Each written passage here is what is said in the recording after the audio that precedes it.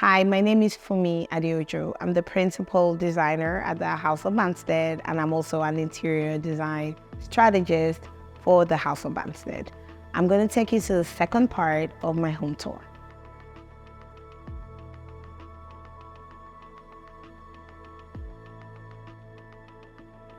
So we work with Joel Wilmot, the architect, to create spaces that enhance your well-being.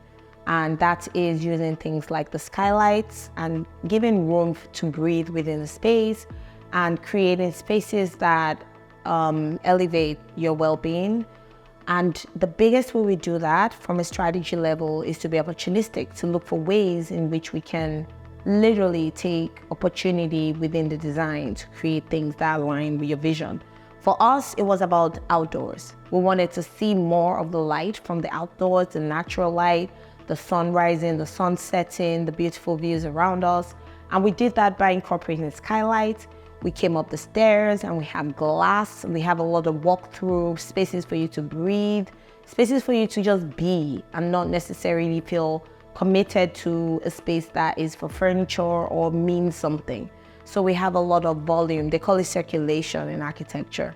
So there's a lot of room to move and to just stop and have a minute to look outside. And that's what I do every single day. One of the ways we do our interior design strategies is to incorporate things that are opportunistic in nature for the site and for the project. In our case, we decided to prioritize the views. It was, I call it an opportunistic thing that we needed to do within the design. We had options to put the railing. However, we would not get the safety that I needed for my child who's on the autism spectrum. And at the same time, we would not get the acoustic properties where the sound from downstairs does not travel as quickly or as effectively to the first floor. So what we did was had a full block wall of glass, structural glass, which gave me the views, but also kept a lot of noise on the, kept it out. And one of the things we do again is a spatial element, the fact that you're seamlessly within your natural environment. We're set up high. There's a lot of greenery just around us, and it feels like a glass house, a tree house. I call it a glass house. And this is going into the upstairs den, and it's created for just another room to be away from everyone. So right now we have multiple seating areas within the room, within the house. And every single one of them has its own little characteristic. Here is a glass house. It's one of my favorite. It's where I kind of unwind every day. I watch a little bit of TV. I can watch the birds. There's a bird watching elements you would be surprised to find out because I can see the trees. And in spring, like now, I can see literally the birds fly by, and it's beautiful to watch. An added bonus from the consultancy point of view is that I can literally look down at my kids and my child who I'm trying to keep an eye on every single time. And he's there usually within that space where I can visually see him. But I'm acoustically protected from the noise that comes from downstairs, and I can watch TV and I have my own little moment. So it's something that I appreciate about this space. It's something that I prioritize, and it's something that I can help other people create within their space. Often people talk about curation of spaces. We curate, but we do not just curate for curating's sake. We ask about the why, the how, and the what the curating is for. What are you trying to achieve within the space? And most importantly for me, it's like a lot of people talk about having a bang for your money. How about the bang for your mental health? For me, within the space, it's about this. It's about what keeps me going every day. I come up with the glass walls and I can see the trees, the nature, the birds, and I'm at a comfort level that I love. I can look out and feel comforted, and I have the well-being to go with that. So for me, it is amazing how you can achieve all of that with just a simple tweak of materiality and changing things around a little bit with the architect or with your interior designer. And that's what we do at the House of Banstead. We strategize ways for you to do this. Color stories.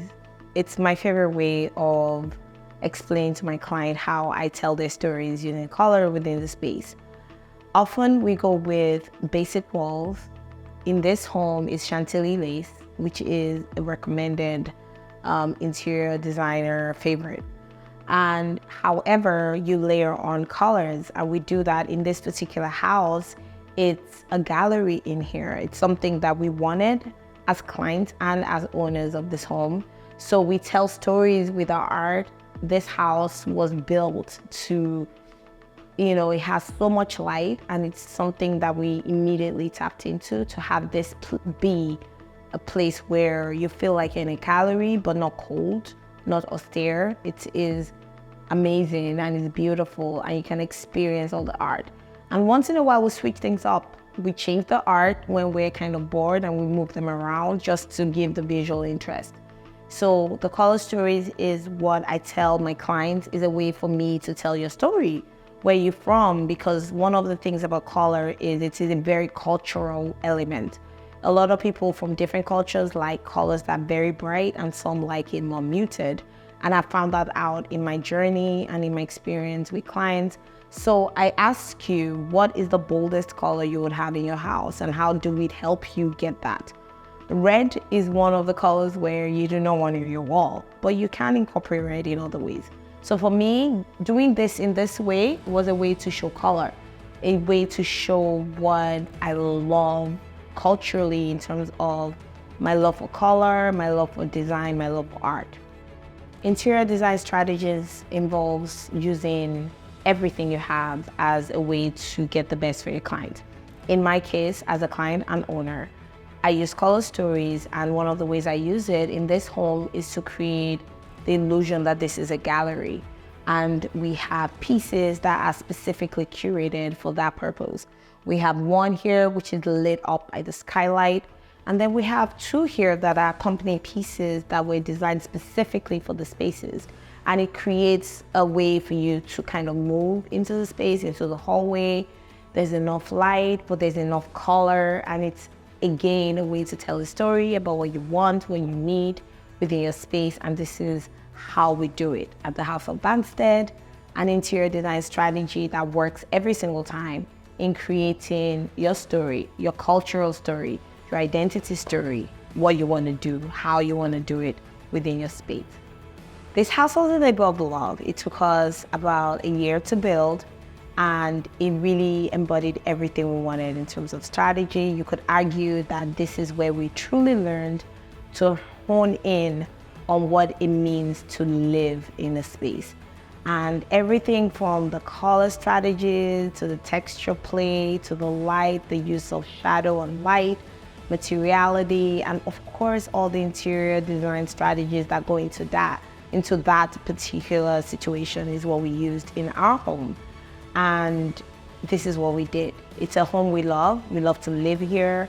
It really functions for us, and we hope that you can see that, and we would love to help you. So if you have any questions, you want to come find out how we can help you with your space, check us out at the House of Banstead, and send us an email at info@houseofbanstead. And yeah, my name is Funmi Ade-Ojo. I'm an interior design strategist, and this is what I do.